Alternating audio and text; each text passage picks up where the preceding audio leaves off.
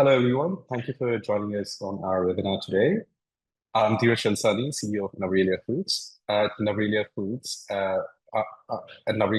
we're introducing healthy and science-backed nutritious foods into Indian market.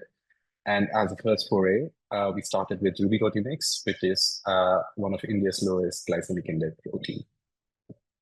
And as is the case, I see there are quite a few people who have attended the previous webinars as well. As part of our education initiative, we've been doing a series of webinars focusing on nutrition. And today's webinar is slightly different in the sense that this is the first webinar that we're doing focusing on the exercise aspect of diabetes management. And in order to support this initiative, we have a couple of really good speakers today in the form of Dr. Raghu and Charan. And let me briefly introduce you to the speakers themselves. Dr. Raghu is a founding member of Navrelia Foods. His research has helped in introducing the Ruby Roti and formation of Navrelia Foods company. And Charan is the founder of FitBear. It's a studio based out of Mumbai. And during the course of the webinar, we get to know more about FitBear and the work that Charan does. Well, he's a very strong and passionate advocate of sustainable changes. So not just exercise, he's more about lifestyle and habits and these sorts of things, which you'll actually get to know throughout the course of the webinar. So before we delve into the webinar itself, a very small housekeeping thing.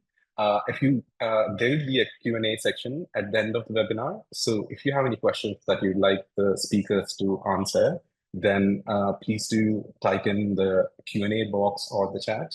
So we'll be taking those questions and have the speakers answer them at the end of the webinar. Okay, so with that, let's get started. We'll start off with Dr. Raghu.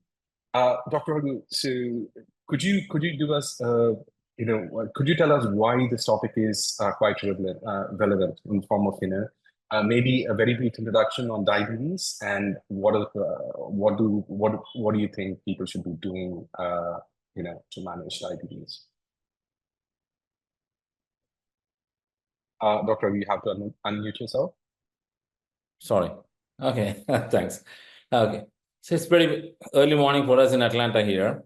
Welcome all, and basically, this is one of the very important and dear to me, the topic of exercise. I'm a cardiologist, and exercise and medications go hand in glove for a cardiologist. So we have done lots of programs before as far as the importance or stressing the importance of exercise as a part of your routine, a daily routine. So we have to inculcate exercise as a part of routine. And particularly so in diabetes, it has become a very important part of management of diabetes. So let me just delve into let me take it down. 1 second.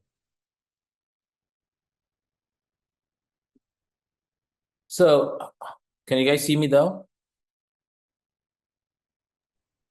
Yes, we could see you. Okay. Are you planning to share something? Is that? If I can share, 1 second. I'll try to. I don't know why I'm not able to share the screen here.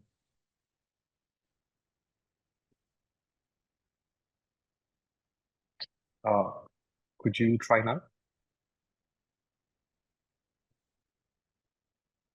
You got it? Yes. Yeah. Okay. So I want to be very succinct about exercise and diabetes. So when you want to manage diabetes, there are 3 important things. 1 is diet, number 2 is exercise, and number 3 is medications. So where does exercise fit into the whole gamut of managing diabetes? So before we delve into exercise, we should first know what exercise is. Exercise always involves movement. And whenever there is movement, energy is spent. So when we spend excess energy, more than like what we do for breathing or for a digestion or for your other metabolism, so where do we get this energy from? So this is a very important link in diabetes, because whenever you spend extra energy than your basic metabolic rate requirement, that energy requires either glucose or fats. So the problem with diabetes is we have a problem with managing our glucose. We have too much glucose in the blood and too little glucose in the cells. So we want to have glucose going to the cells. And there is no better way of pushing your glucose into the cell than with exercise. So energy production is good for diabetes because glucose and its metabolites are used for the production of energy. And we use that glucose for the energy to perform an exercise. Then, how long do we need to exercise to see any meaningful gain in diabetes? We have seen that most of the studies have shown that 30 minutes of exercise, particularly when you have a heart rate going up a little bit, meaning you have to go from your baseline heart rate to a little bit. There are different zones in the heart. And so moderate exercise, we'll talk about it later. And I think Charan will support me in that, about the heart zones and whatnot. So 30 minutes of moderate exercise per day or 150 minutes total amount of exercise per week is what most of the studies have shown to show or to give a good benefit for your diabetes or for your heart health. And how long do you have to see before you see a meaningful gain? Most of the studies show about 8 weeks show a good response in the glucose levels. So then how does exercise help in modulating your glucose, which is the most important thing in diabetes management? What we have is we have muscles and we have liver and we have fat. All these three things will take up the glucose. And muscles are the bulk which take up glucose. And that is where we get a good management or healthy management of diabetes mellitus. So muscles have a specific receptors, which are like locks. And these locks, have a key, what is the insulin. So insulin is the key to the lock. So once insulin goes and attaches to the lock, a gate somewhere opens. It's like a remote gate. And from that gate, glucose is taken up by the cells. So as we exercise, what happens is, this is a normal mechanism. So insulin goes, attaches to the receptor, the gate opens, glucose comes in. But when you exercise, the muscles become hungry. And as the muscles become hungry, you're using more and more of glucose. So when you use more and more glucose, your requirement for medications come down because you have a good glucose level. And so what does it do? How does exercise bring about? Dr. Raghu, can I quickly make a small request? There is a small thread that I'd like to pull in here and get a Charan's comment as well. After that, Sure. we could, go into details of what exactly happens with respect to insulin resistance and all of these things. Charan, we just thought, since Dr. Raghu has talked about, the excess energy production, and you're a strong advocate of, calorie counting and all of these things, right? So from a practical standpoint, when you're actually working with your clients, so where does this topic actually fit into the larger picture of how you actually handle diabetic patients or people with metabolic problems? Yes. So I'm going to keep it very relevant to what we are discussing right now. As Doc pointed out, the mechanism that our body needs energy for activity, and that can come from either fat or glucose. And glucose metabolism is the key to managing any kind of metabolic conditions because of overconsumption. So now the systemic problem is that 90% of the population are consuming more than they can process or they can effectively use. Doc mentioned about the basal metabolic rate. So I want to just dive a little deeper into that. We all have a basal metabolic rate, which is the bare amount of energy that our body is expending, even at a position of rest. Like all of us have some calorie burn happening to keep us alive, right? It's only when we move, it's only when we create some kind of movement, does that number go up. Now that comes under the bracket of NEAT, that is called non-exercise activity thermogenesis, which means not purposeful movement, not exercise, but just moving. Now that has a massive contribution to the amount of calories that your body can burn. that coming into almost 15% of your calorie burn per day can come from NEAT. Now, NEAT is where we slot walking, all right? So walking is traditionally not exercise, but it can be an effective way to metabolize glucose because it uses extra calories. All this in keeping that the calorie consumption has to be within the range. So you cannot just go for a walk and come back and eat samosa and dhokla and, say, oh, I've done my 1 hour walk today, right? I'm going to keep it very relevant to people, right? I've seen so many people who are walking 1 hour, 2 hours a day, and which is specifically regarding weight, they're only gaining weight. It's because that 1 hour of walking has been overcompensated by overconsumption of calories. So until you don't understand the mechanism of the body, all the interventions don't seem to yield long-term results because our body has an innate capability of adapting, which means if I am 120 kilos today and I have type 2 diabetes, my body has adapted to that state.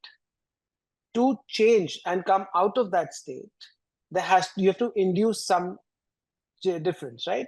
It can be moving more, eating less, cutting sugar, whatever it is, losing some weight, then your body starts reacting.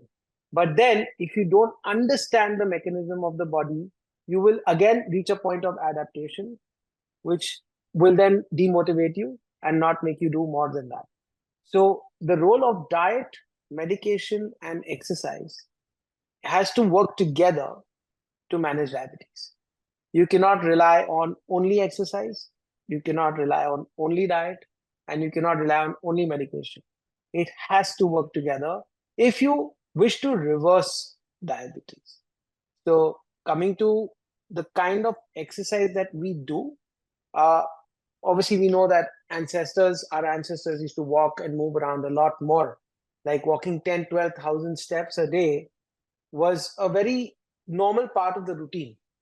But today, if you look at the amount of activity that most urban population has, it is alarming to see that people are not even walking more than 2,000 steps a day, which also seems like a lot because when you ask, are you walking around? Are you active? Yes, very active. And when you see the numbers, it is abysmal, to say the least, right? And guilty as charged. Same with me, right? Until I don't push myself to track my steps, to go purposefully for a walk, which means now exercise needs a prescription. We need to prescribe that walk 7,000 steps a day. This should have been a function of regular human life, which is now no longer happening. Cut to the meal delivery services. You have in like under 15 minutes, you can get a meal of choice in front of you from your restaurant in any city, from Atlanta to Mumbai, same problem, right? And access, there's so much access to food. So you don't realize when you start over consuming. And that's where the problem is arising. Today, India is the diabetic capital of the world. I mean, I just pulled up some stats for our talk today. 77 million adults as of 2019 in India. And by 2030, it's estimated to go to 101 million people. And the age is coming down progressively. Now people in their 30s and 40s are being diagnosed with type 2 diabetes, which used to be a problem of the seniors. It used to be like, oh, people over the age of 50, 60 probably. Now it's 30, 40, which means, and also the number of cardiovascular events. They're all connected. Doc will obviously shed some more light on the exact mechanism of that. But yeah, I mean, to answer that question, it is a problem of urban life, urban living, and not understanding human physiology. Also, before I again pass on the talk to the doc, I want to just say one more thing. I've become very lazy in our thinking, right? Meaning you want magic. Everybody wants instant results, instant noodles, instant delivery. If your reel is not intriguing in the first 3 seconds, you will scroll. We have the attention span of a goldfish. So it is terrible in terms of approaching our diet with that kind of an attitude. most people try to cut things drastically, right? It's all or nothing. Either they directly resort to weight loss medication, which is now the new thing, right? Which is actually a diabetes drug, but people are using it for weight loss.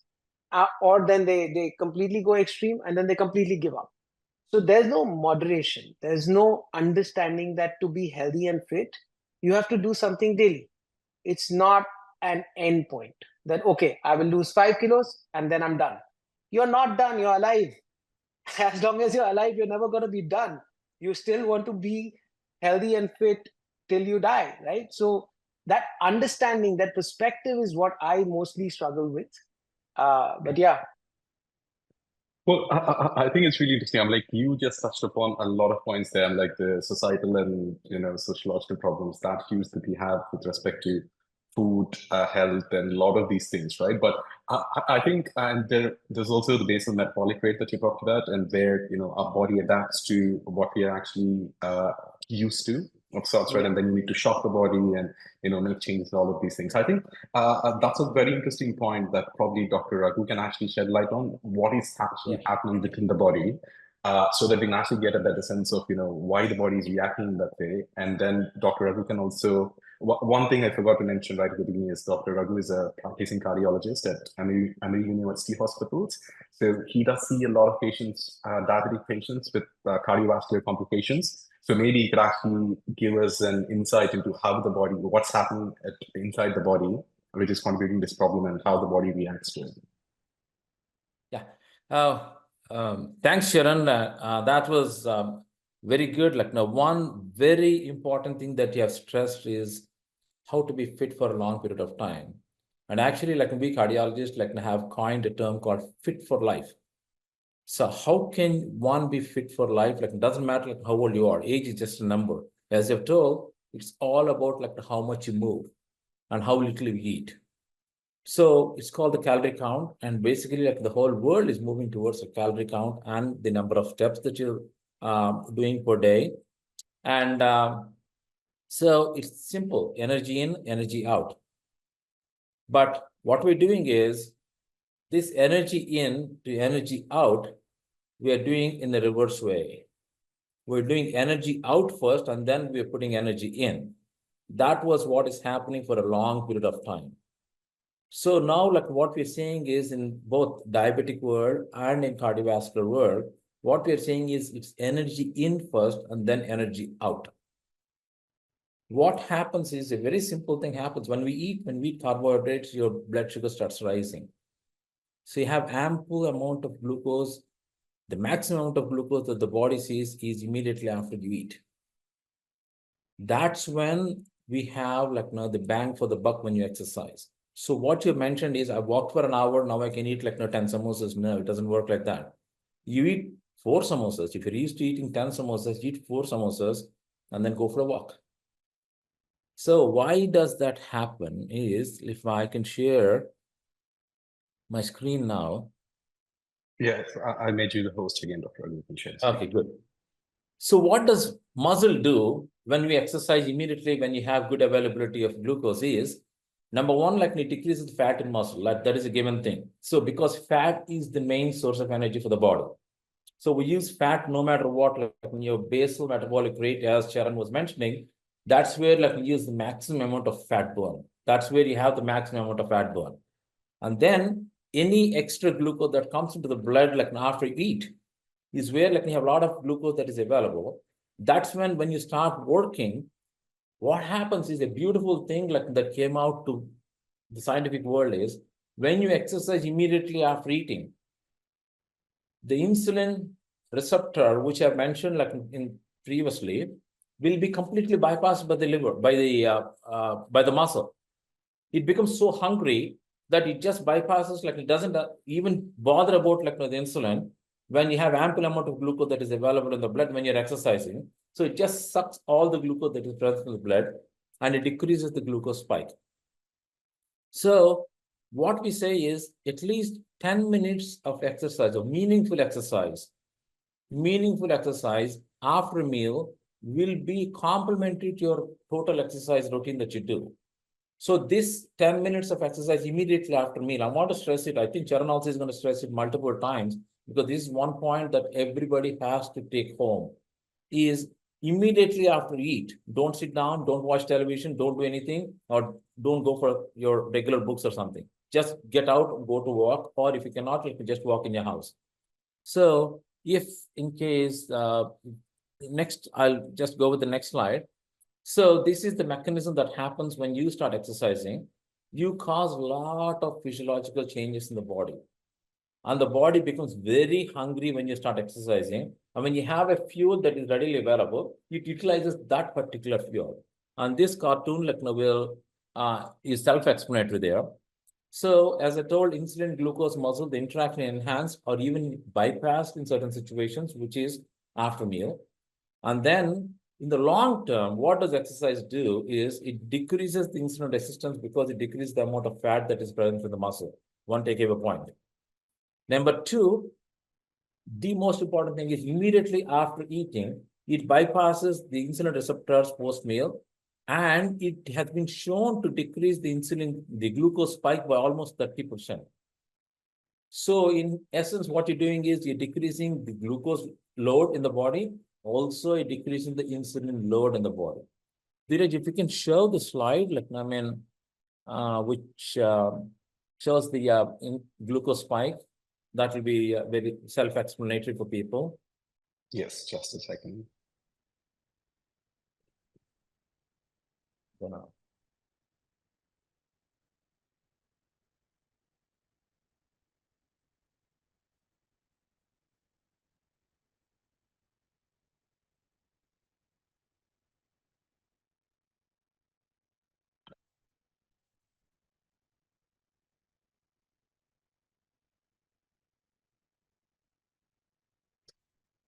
Okay, sorry.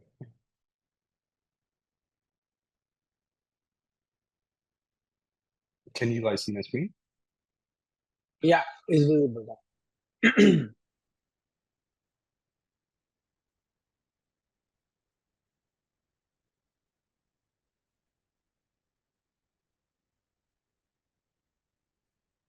Dr. Raghu? We can't see. Okay. Charan, can you see? Yeah, I can see it. I can see it. It's visible. Yeah, so I think, Dr. Raghu, you need to stop sharing the screen. That's probably why you're not able to see. Yeah, I think stop you need to stop sharing sharing. though.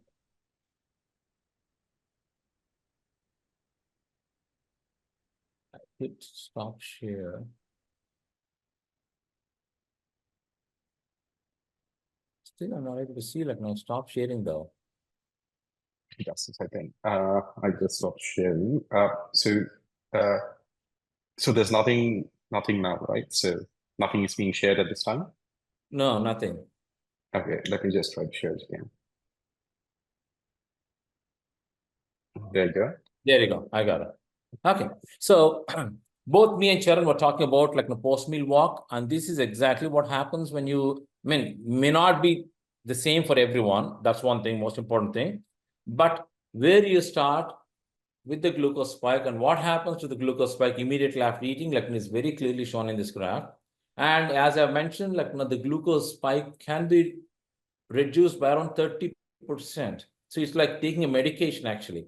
Immediately, the exercise that you do immediately after eating will have a profound effect on your glucose control. So this is, Charan, you can take it from here. Yeah.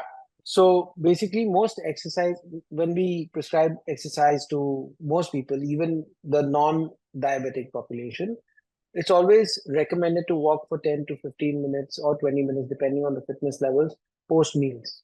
It's a good way to get your step count high because that is also correlated to lower comorbidities in the long term.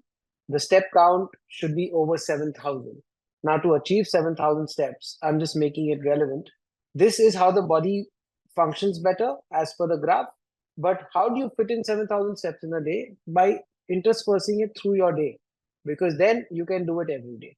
If I was to tell you to remove one whole hour to dedicate to a walk, it could be raining, it could be sunny, there could be some procession, it could be the AQI levels could be crazy. Lots of things happening nowadays, right? So if you intersperse, see, it is a deliverable. As a human being, that's a deliverable you have on a daily basis to eat right, to sleep, to take care, to get some sunlight, to manage stress, and that's the first step. Medication and surgery are the second and the third step. But most people live irresponsibly and straight bypass the first step and go directly to the second step. And then when they have the medication happening, they absolve themselves of the responsibility of the first step completely. Because then, okay, my blood pressure is normal, my sugar is normal, but I am on tablets. So the basic understanding that by taking a metformin or by taking a glucose medication, you're not curing yourself. You are managing the levels because you're taking the medication. The minute you stop the medication, again, the levels will go up. So in order to do better management, you have to understand food better, where we can talk about the high and low glycemic index foods and how much carbs to eat in a day. Carbs are not the enemy. Carbs are your friends, provided you treat them like that. But most people abuse carbs, and because all the foods that we really love or have a high hedonic value are carbs and fats. Coming to the samosa analogy, I would like to point out something just so that it hits home better. One samosa or a donut, for the people who don't eat samosas, is about 300 calories. It could go up to 400 also, depending on the filling and all of that stuff. To burn 300 calories with walking, you would have to walk about 5 to 6 kilometers. Now, imagine someone walking 5 to 6 kilometers and eating one samosa and negating the entire energy balance that was created. So if you start equating food with calories, it is kind of a very disheartening, or the exercise with calories is a very disheartening and a very bitter pill to swallow.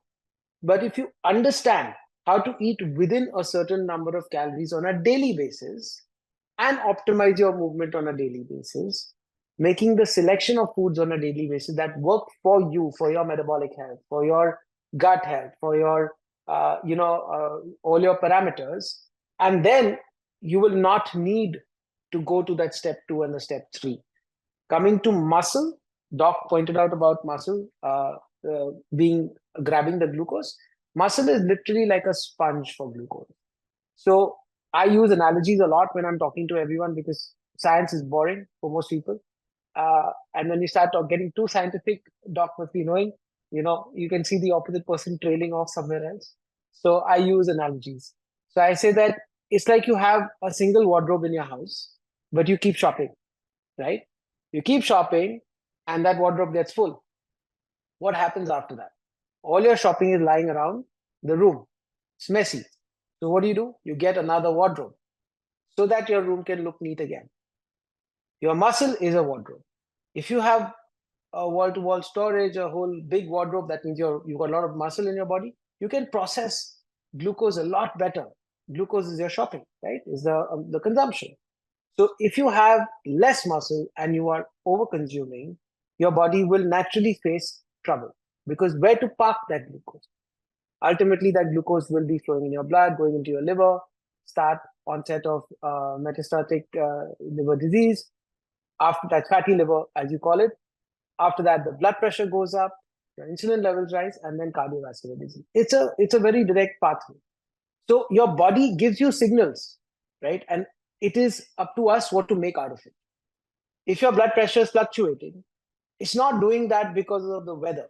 It's doing that because there is something that's not working right, or there's something that needs your attention. If you just check your blood pressure and don't do anything about it, when you see your blood pressure is extremely high, for example, then that's you setting yourself up for another problem in the very near future. So you have to understand the human physiology, which is why all medical practitioners, healthcare practitioners are there for helping everyone stay clear, in the clear, right? Why do we prescribe exercise? Why is a cardiovascular surgeon sitting in Atlanta spending so much time talking about exercise? Because it is extremely important for longevity. It is extremely important for cardiovascular health. It is extremely important for managing all your hormones.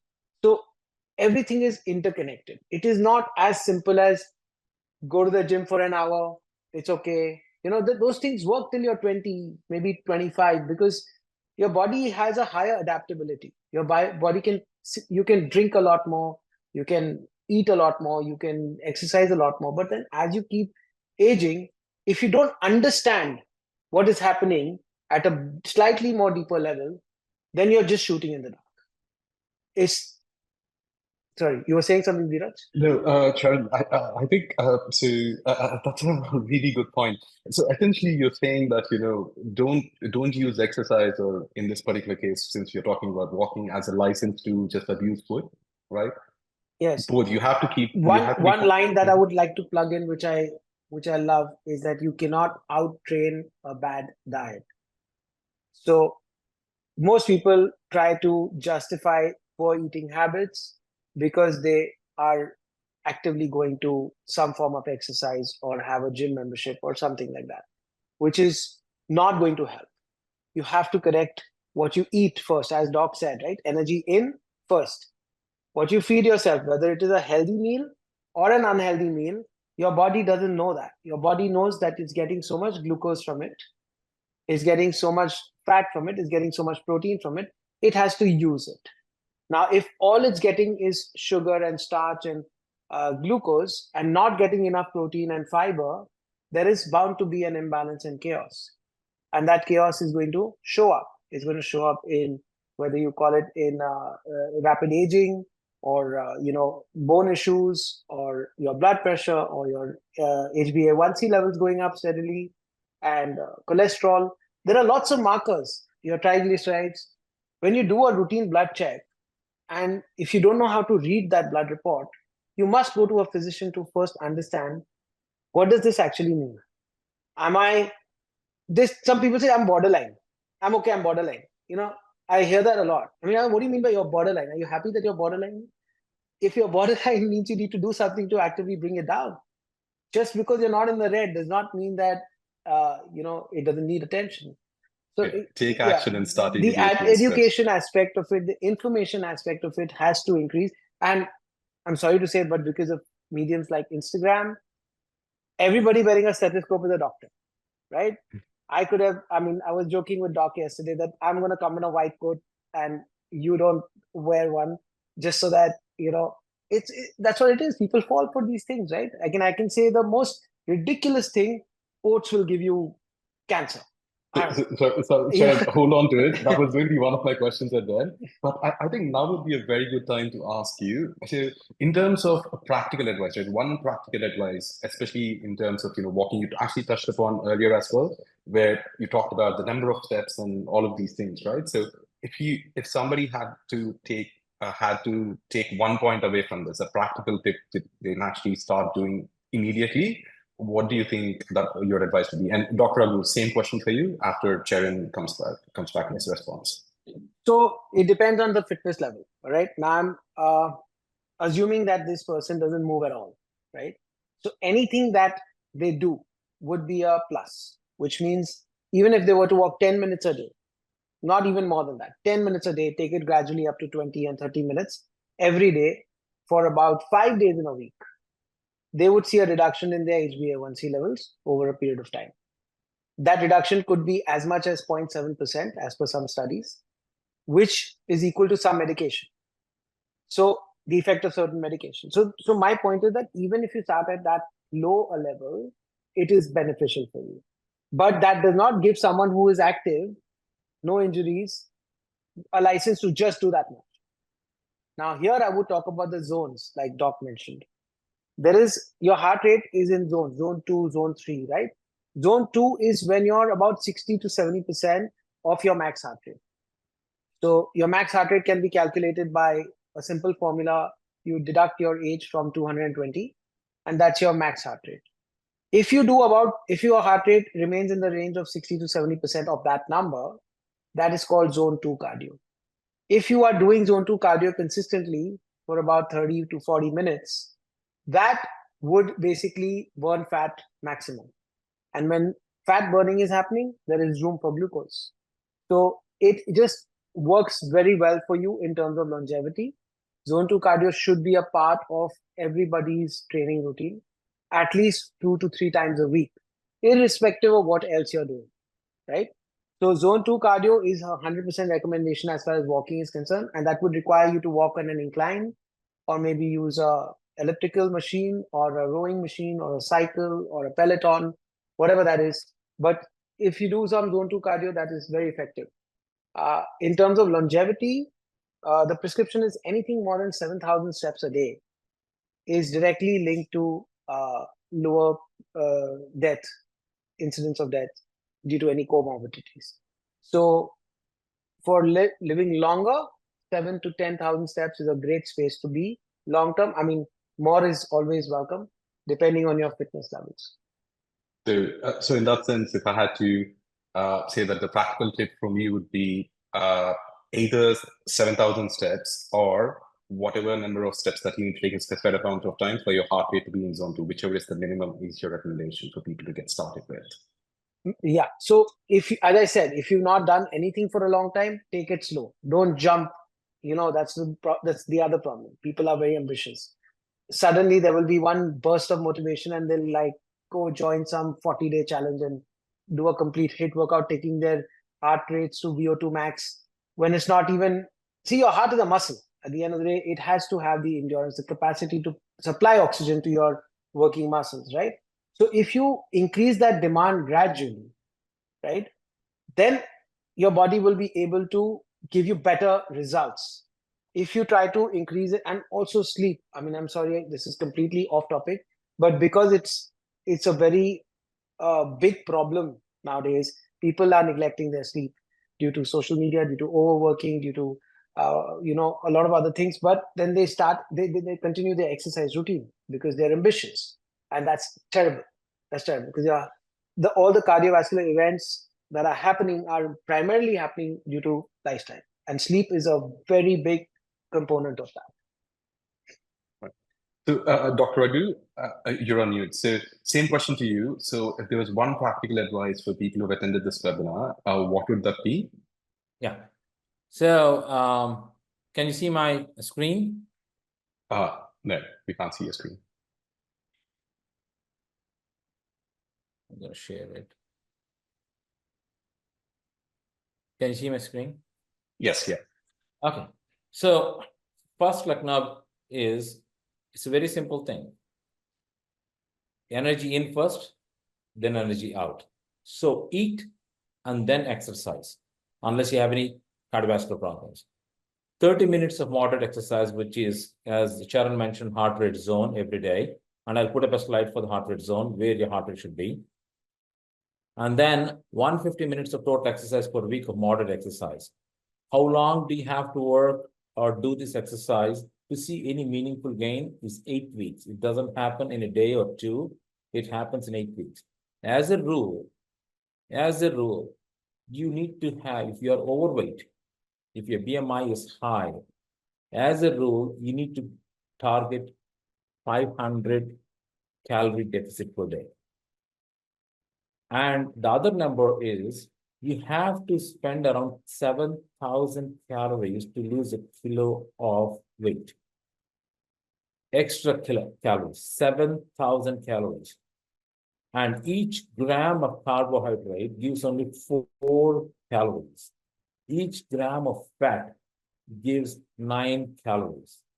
So you have to do exercise in the heart rate zone 2, as Charan was telling. I'm stressing it again, because heart rate zone 1 and zone 2 are the zones where you spend most of your fat. You use fat. He was telling about the amount of glucose that you use. Yes, it does not matter where the energy comes from. Both fat and glucose metabolism, they intersect at one point. So as the glucose starts burning, once you're in zone 2 or zone 1, fat starts coming in. And that is where like you want to use. So these two things come and join together at a very important biochemical cycle, which is essential in the energy production of the body. So when you go up to zones 4 and 5, you are using predominantly the carbohydrate. You're not using the fats. So you are like, I mean, going into like breaking down the muscle protein because body wants to hang on to the glucose as much as possible. That is why Charan was telling the most important thing is zone 2 and zone 3 and come back to zone 2. So if you look at elite athletes, they spend 80% of the time in zone 2. Only 20% of the time they go to zone 3 and zone 4. Zone 5, extremely rare, like less than 0.5% of the time, like, or even less than that, they even go to zone 5. So the other thing is, second point for my prescription is post-meal exercise, particularly for diabetics. It does not matter. Even if you're non-diabetic, it's a very healthy choice to immediately after eating, just go for a 10-minute walk. And I'll share you something, which is because I'll come back again, but I'll share you something as simple as talking this. about post-meal exercise, right? But the common thread that I could see in what both of you are talking about is the focus on zone 2, and you recommend 30 minutes, and I think Charan also agreed by what he was actually talking about earlier. Focus on zone 2. If you have not been doing anything so far, start today, and get those steps in at least for 30 minutes a day. It's not a big ask, right? And start walking after you complete your meal. Don't rest or sleep or don't do those things. Just grab a friend or go for a walk and do those sorts of things. Dr. Raghu, so you also talked about Ruby Roti there. I thought now would be a good time for you to make a brief introduction of Ruby Roti. Okay. So I have something. Do you want me to share my screen? Yeah, that would be great though. Okay, yeah, just a second.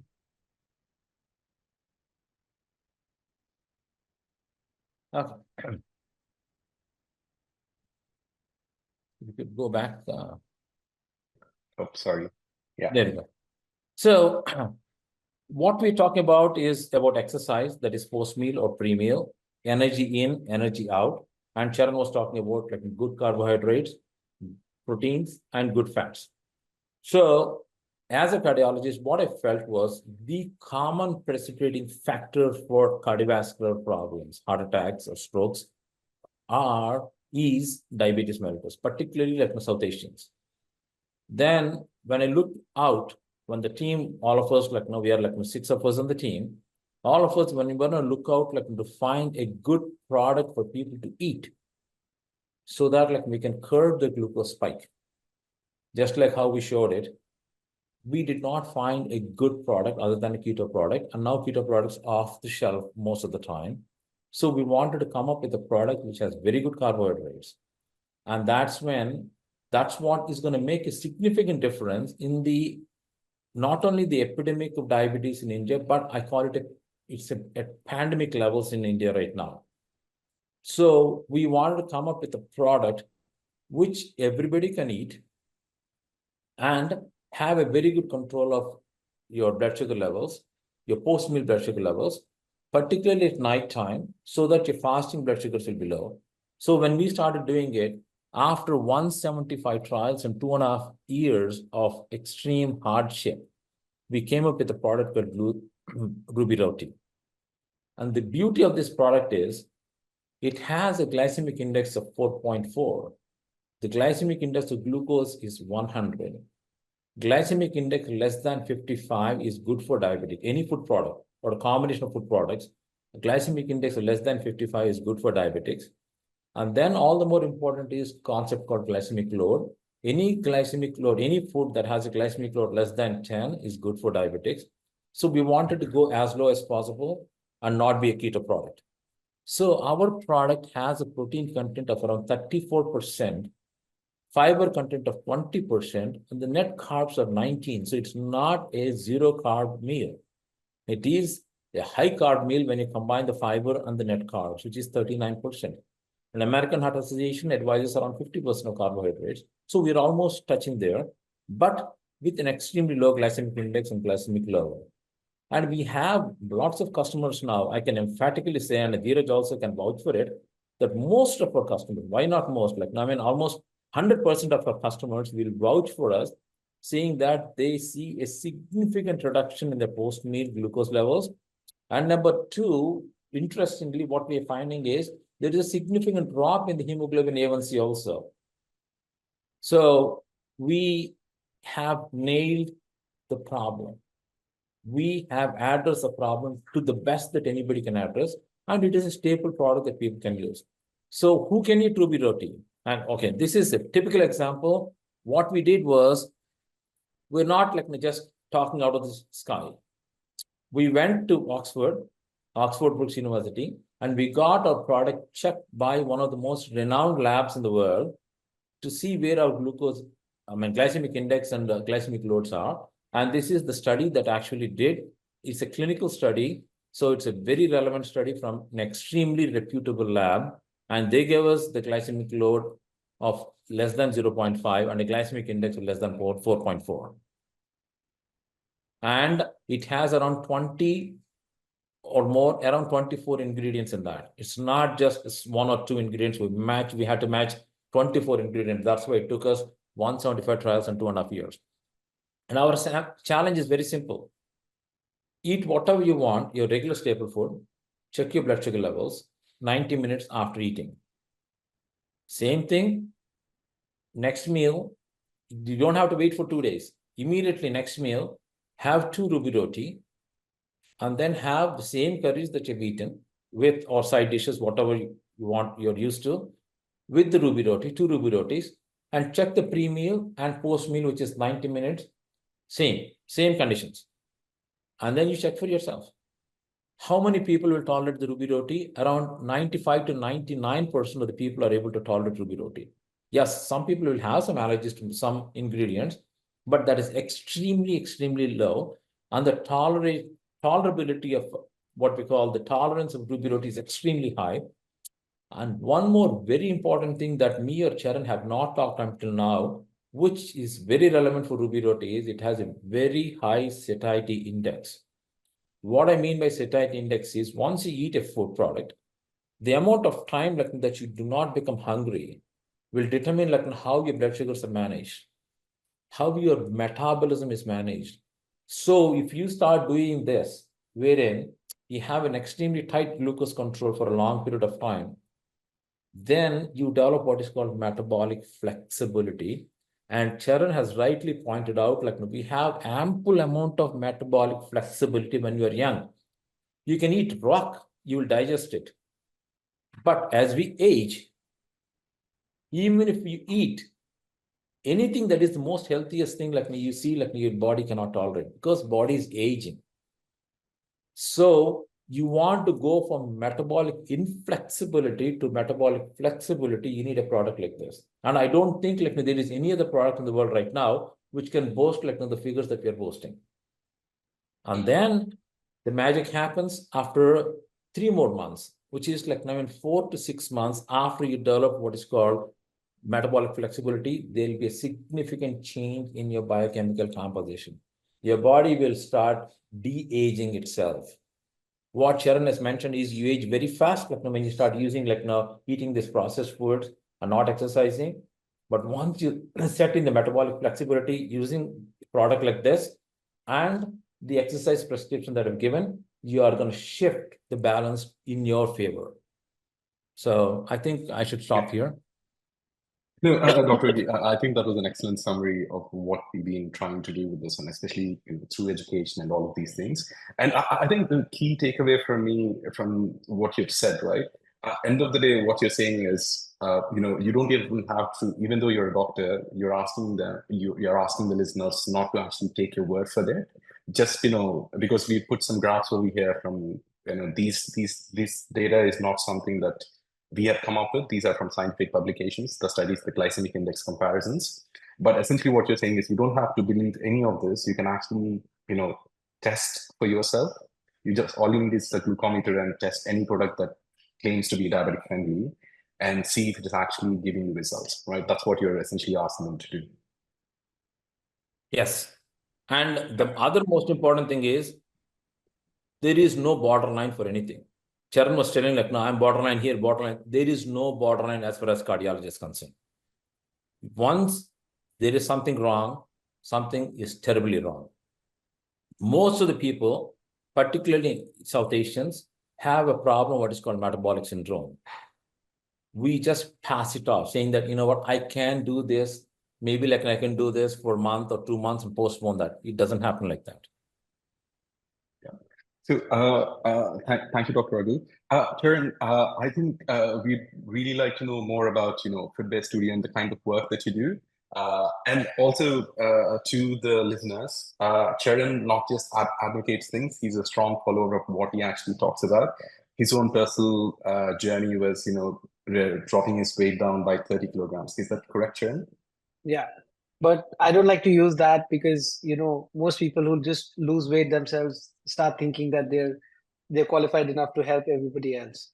So I have put in the work, and so what we do at the Fitbit is we are 100% evidence-backed practices. We try to personalize it and fit it into the lifestyle of the individual. So it is not just fluff or a cookie cutter method. It is completely customized and personalized, but 100% scientific. So it's not going to be about giving up things or, half information. It's always going to be nuanced. It's always going to be about the dose. It's always going to have those kind of things, context. It's never going to be something like always or never. It's always going to be okay, maybe, moderation. That's where it comes in. So coming back to like Ruby Roti, what the product is and why we are doing this is because our mission statement is the same. It is scientific, it's backed by evidence, and we are giving a solution that can work. Today, keto for a non-keto candidate is not the right approach because it's not sustainable. Because we are used to eating our rotis, right? We are used to eating roti. That is our palate. Talking about Southeast Asians and Indians in specific. So roti is a very staple part of our diet. If you can crack roti and make it low GI, then that's the best outcome. Now, the bonus is that it's high in protein. Now, talking about satiety, all the hormones in our body that signal satiety to our hypothalamus respond favorably to protein. Okay, so if this roti has more than twice the amount of protein that normal wheat roti has, it has less than, I would say, a third of the GI of what a normal roti has, or it could be even lower. Let's just low. I think about 50 is the GI for a wheat roti. 64 is for 64 for a wheat roti, and this is 4.4. So yeah, big gap. So that being said, we try to help people, whether it is with achieving fat loss or improved performance or managing metabolic conditions with evidence-based practices, and we simplify it for them. So it becomes like the entry barrier is mostly the mindset. Most people, the general population today, suffers by information overload and the inability to process it.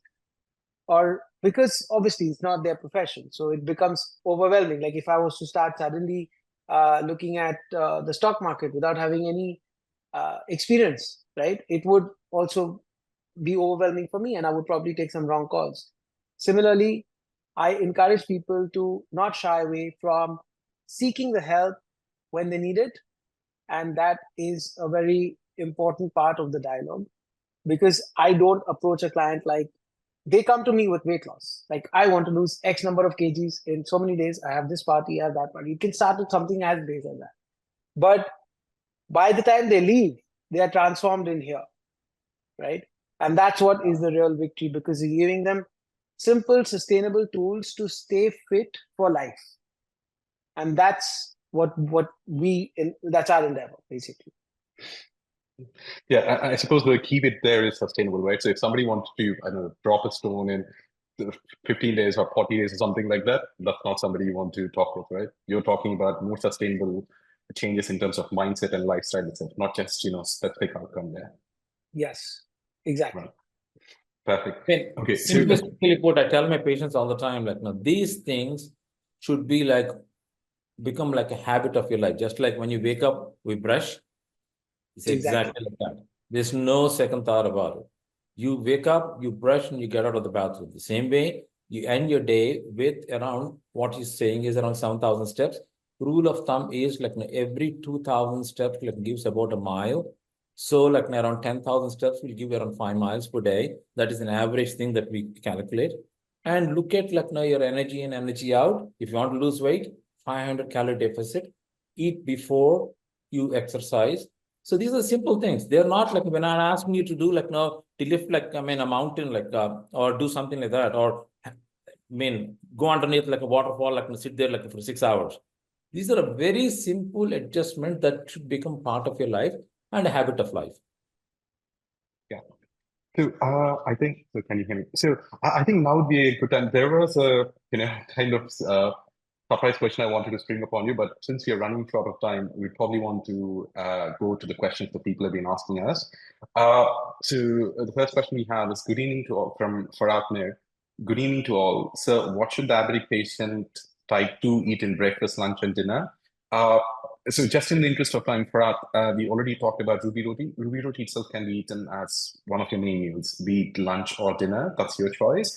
For the other ones, there are quite a few webinars that we had done previously also. So if you go to our website at www.naviriafoods.com, scroll to the bottom, there is an education section. So we have quite a few webinars and blog articles there talking about different options. And even in other webinars, we have looked at some of the other reasonably good foods that we can actually think about. Steel cut oats is something I think Dr. Raghu has, even though it's on the borderline, he was specifically talking about steel cut oats as well. So please do refer to those resources. And okay, there was another question. There are a few other questions here as well.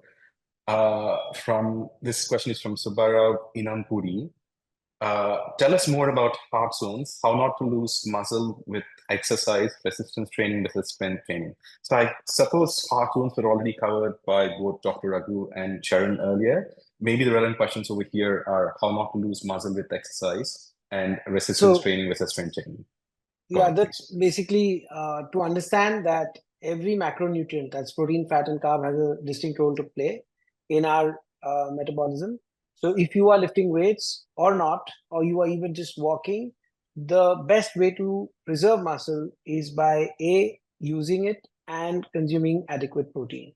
And the protein should come from first-class protein sources, preferably. If not, then it has to be a combination of a few second-class sources of protein so that your body can actually get the amino acids that it actually needs to preserve muscle. There is a process called muscle protein synthesis and muscle protein breakdown, which is happening in our body real time. If your body spends more time in muscle protein synthesis, you will build. And if it's in homeostasis, you will probably maintain. And if muscle protein breakdown rates are higher, then you will lose muscle. So whether or not you exercise is secondary. In that, basically, the dose of the protein can differ. But any average healthy adult should aim to get a gram of protein per kilo of body weight. If you're looking at it in pounds, that would be about, I would say, 0.5 grams per pound of body weight is the general recommendation. And it's also the recommendation of the ICMR in India and the AHA. Also the WHO recommendations align with the same numbers. So there's no debate there. It is 1 gram per kilo of body weight, and that should be enough for you to be, for your exercise to be used in a manner where you don't lose muscle. If your exercise intensity goes up, you can always increase the protein amount to 1.3 to 1.6 grams, which is more than sufficient for regular general population, fit to fitter population. If you're an athlete, then the requirement for protein goes even higher because the protein turnover is much higher. So it goes to about 2 to 2.2 grams per kilo of body weight. So if you are getting the right amount of protein, and going back to the same theory, food first, exercise later, if you're getting the right amount of protein and you're exercising, you will not lose muscle. And if you are creating a 500 calorie deficit, you will lose some fat. You will lose mostly fat. It's impossible for your body to only lose fat. And it is also impossible for your body to only gain muscle, because when you're training hard, you have to eat 500 calories more than your body's capacity to burn so that your body has something to build. So fat gain and fat loss are not very simple, but they are very easy to implement if you understand these basics. Yeah. Thanks, Sharon. Maybe Dr. Raghu. Yeah. So maybe So- can you comment on resistance training with the strength training as well? Oh, okay. Yeah. So, so muscle building and the importance of muscle has been stressed by Charan, because muscle is what we need. It supports our body. So we do not want to lose muscle. But the problem is, as we age, we lose muscle. It's called sarcopenia, a big name for that. So what happens is your muscle fibers will be replaced by fat as we age. So again, like now what I told, the shift to the right, like now where like you do not want to add fat to the body, fat to the muscle is the key. So what we do is like there are two things like that can happen. Simplistically, people say weight training. So weight training is, I don't think like anybody should just go into weight training without understanding the difference between the resistance training and the strength training. Because when you talk about resistance training, it is a lower level of weight training. When you go for like a pure strength training, it is bulking. So you do not want to go into the bulking right away, like now, because we want to strengthen the muscles that we have. Because muscle, any muscle will be composed of type 1 and type 2 fibers. You want to be very cognizant of the fact that you don't want to break those muscles and cause a lot of problem. Because whenever you do any weight training or any resistance training, you're going to have some muscle tear. So you want to minimize the muscle tear initially, so that like now you repair the muscles the better. Once like the muscles are strong, then you can go for strength training. So simplistically put, resistance training involves slow repetitions and longer duration of excursion. Meaning, like if you just look at my hands here, if you just look at the biceps, it's an isometric, isotonic exercise. So this is resistance training. You go slow. Muscles will understand what you're doing. Then once you are firm, 1, 3, 4 months, if you're not having any injuries, then you can go up, speed up, but slow down. So the speeding up like me is what gives extreme strength and bulking of the muscle. And this resistance training, which is what we call time under tension, the time that your muscle is under tension is extremely important in resistance training, if that's helpful. Yes, I think that's really helpful. Okay, so next question was on a second. This is from Sugandhi Pava. Is this first entry in and then out only for diabetic patient, or is that applicable for non-diabetic? And then there's a follow-up question: is exercise work for type 1 diabetes, as in this case?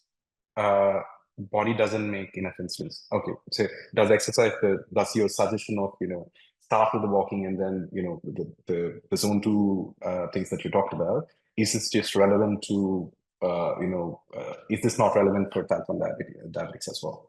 I can take that question. Yes, exercise works wonders. Doesn't matter what type of diabetes you have. Particularly so, like now in type 1 diabetes, that's the question, is when you have type 1 diabetes, you have no insulin or very less insulin. So now we told like now when you exercise, like now you can bring down the glucose like by different mechanism. So your insulin requirement comes down, which is good for you. Because once you start having more insulin in the body, once you require more insulin in the body, insulin pushes fat into the cell. So most of the type 1 diabetics, what they see is they'll be very thin when they're losing a lot of like sugar in the urine. Because there's no insulin, you use a lot of fat also like for your metabolism, because you're losing most of your glucose in the urine. Now, once they start using insulin, if they do not exercise, your fat will be pushed into the stores. It will not allow the fat to come out, because insulin is what fat loves, because fat stores are increased when you have a lot of insulin. So now when you exercise, your glucose levels are maintained. When your glucose levels are maintained, you require less insulin. When you require less insulin, like now you mobilize most of your fats from your fat stores. So it's gaining for every which way like that you want to gain, you'll gain by exercising in type 1 diabetics. Right. Thank you, Dr. Raghu. Charan, there was an inquiry from Tanuja. She wanted to know how, or it could probably be a question from other people as well. How can people get in touch with you if they wanted to have a consultation or just have a first call? So if you could share my details on the chat, you can just share the email ID or my number, and they can directly get in touch with me, and Sorry, yeah. we can set up a consult. That's the Right. best way. Yeah. So I'll try to find those details. In I'll just meantime, send it on. Do you want me to put it on the chat? I can. yes, please. Yeah, yeah. Just put it to everyone there so that everybody has your contact details if they wanted to reach out to you. There is an interesting question, oxygen deficit. Yes, that was the next question that we wanted to talk about. Yeah, so this is going to be very technical, Lalita. So there are two things that happen when you exercise. When you first exercise, everybody will be using carbohydrates. So the first 20 seconds of your exercise determines which way your body is going to travel. Because the first 20 seconds of your exercise, you will be using only glucose and glucose only. I don't want to go into the biochemical reaction. It's called glycolysis. So you will need glucose in the first 20 to 30 seconds of your exercise. And that is when you create what's called an oxygen deficit. And then you go over the oxygen deficit by going into a different cycle, which is aerobic metabolism, which is zone 2 or maximum zone 3 and coming back to zone 2. So this oxygen deficit is the initial deficit that you create immediately when you start exercising. That is why when we say like an exercise, do not push yourself like in the first 20 or 30 seconds. You go very slow, but at the same time, like you need to do what are called short rhythmic movements. You do not want like your muscle to stretch out too much to contract more. You want to have short rhythmic contractions, what we call plyometrics. So you do not want to stretch too much before you exercise.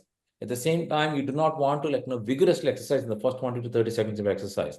You will have some shortness of breath initially when you start.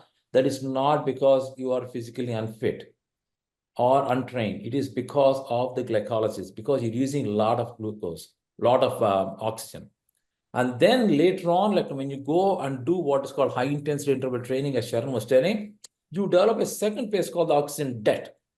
So for that oxygen debt, that will cover for more than 6 to 7 hours and sometimes up to 18 hours. So that is what most of these big, fitness routines take advantage of, like Orange Fitness and all that. But oxygen deficit is which is extremely important when you start exercise. You want to have short rhythmic movements for 20 to 30 seconds, and then you take a walk. Thank you, Dr. Raghu. So there's one last question with regards to, sorry, I forgot that I just said it was typed already. So there's one person who inquired, they missed part of the webinar and would like to get main points. So, we are going to have this webinar posted. So I'm just pasting the link to our community group. So you can actually join the community and we'll be posting the link of the webinar to the community. And also there'll be a lot more details on the future webinars that are coming up, and for more educative content, please do join the community. I know we were already 11-12 minutes over our time, but Charan and Dr. Raghu, thanks a lot for your time. I think this has been really helpful for me, at least. I'm pretty sure that a lot of people who attended the webinar also found that helpful. Before we go, I'd just like to say one thing. All this education and information is amazing because that will open up your approach to the way you're approaching your health and wellness and fitness. But at the same time, I absolutely believe that there is something known as paralysis by analysis. So don't overcomplicate your life.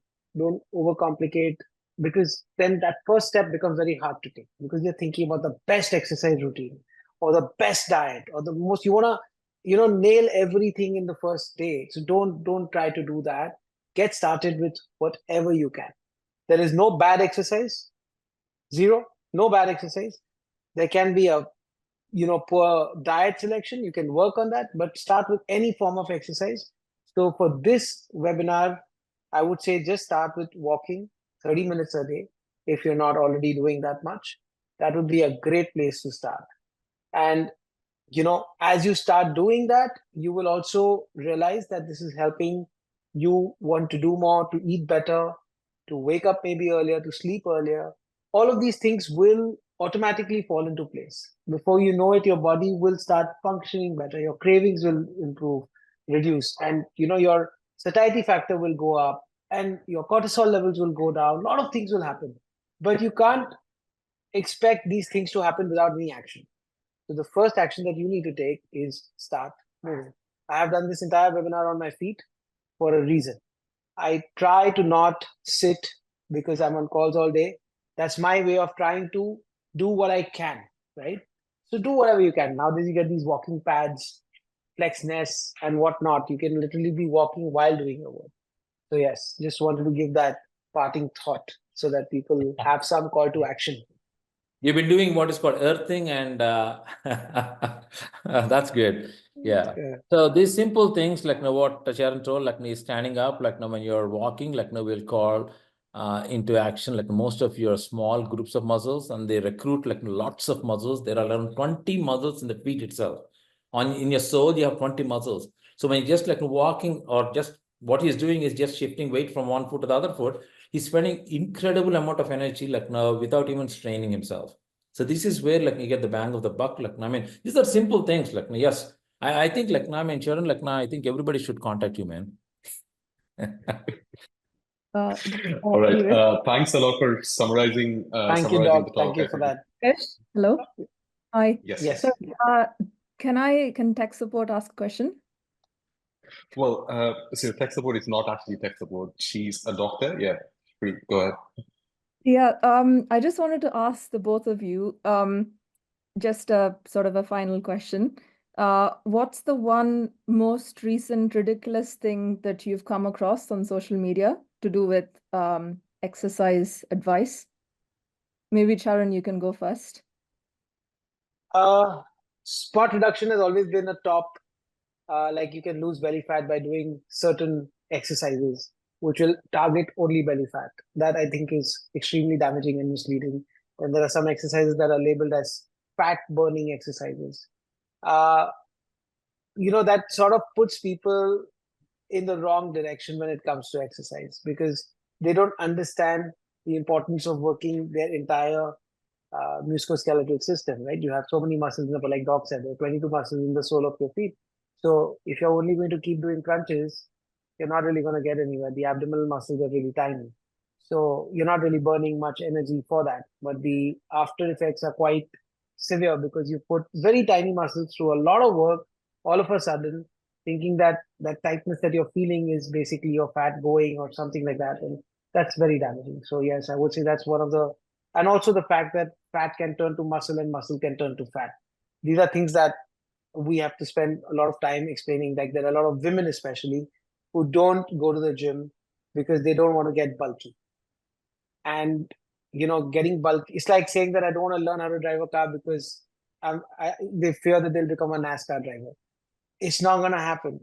You have to train the muscle in a manner to get there. So yeah, there are these myths and claims that keep us entertained all the time.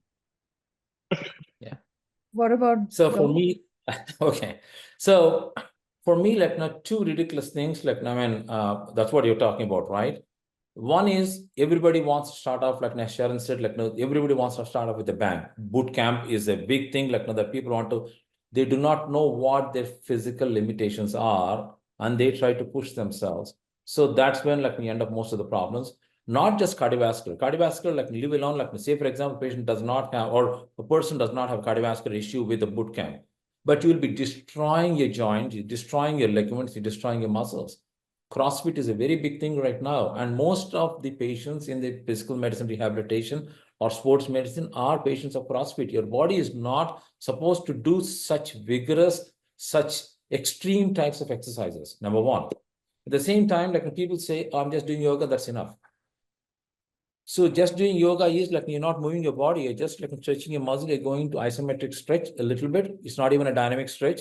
So you're just hanging there. And the more you stretch, the more you stretch, the more you stretch the muscle, like the muscle becomes useless. So you lose the power of contraction. Yoga is extremely good post-exercise. You never start an exercise with yoga. You end the exercise with yoga. It has Pilates, yoga, like now whatever you want to call it. You end your exercise with a good fine, beautiful stretch. You don't start with that. So these are the two things like that. Most of the people like think they're doing it, but they're doing it wrong. Okay, can I just share a recent ridiculous thing that I've come across? Please. Apparently, for this particular influencer who has more than 1 million followers, who doesn't have any credentials, as in credentials in, shall we say, nutrition, medicine, or exercise, apparently walking on sand reduces and cures your diabetes. So I just thought I'd put it out there. That's not going to happen, guys. No I wonder all mean, the beaches seem to be so crowded nowadays. yeah, I mean it's great to hear that such a simple thing can cure a lot of things, but if that really was true, then we wouldn't be having such a high instance of lots of lifestyle conditions. Yes. Yeah, Right. I mean, So we don't want to sorry, discount guys. that too much though, like because they are going after what is called earthing, like so they want like go for sand because you sink your muscles, you sink your feet, and so like the concept is you're using a lot of like your foot muscles and your soleus muscles. That is a concept like behind that, but you got to do that for 30 minutes every day. You just can't like do it for like 1 minute or 2 minutes and say like I'm done. Like even that like you have to do it for, you will have a good fitness of your lower extremity muscles by doing it, yes, but just walking like you have to give the time span. Yeah, exactly. I guess the point here is it's not really the sand that's going to cure your diabetes. It's the walk Exactly. on the And sand. and on a lighter note, when you're walking at the beach, especially in Mumbai, you'll find pani puri walas and sev puri walas in the corner. So you, you know you're setting yourself up for failure. Yeah, I I know mean, you're gaining weight by exercising. so I think Oh, Tanuja was just she just posted a for question this just on question. this Celia's push. What is it? Celia's push for diabetes all over Instagram. Yes, yeah, exactly. So I guess you've got the answer. Yeah, yeah. I think the Pani Puri is probably not an I appropriate mean, note to end the webinar on. avoid the bit of the beach that has pani puri. Go Pani the other Puris, way. yeah. Thanks a lot, everyone. I think this has been a really fun webinar to do, and we hope to see you again in the next exercise series of webinar as well. Thanks a lot.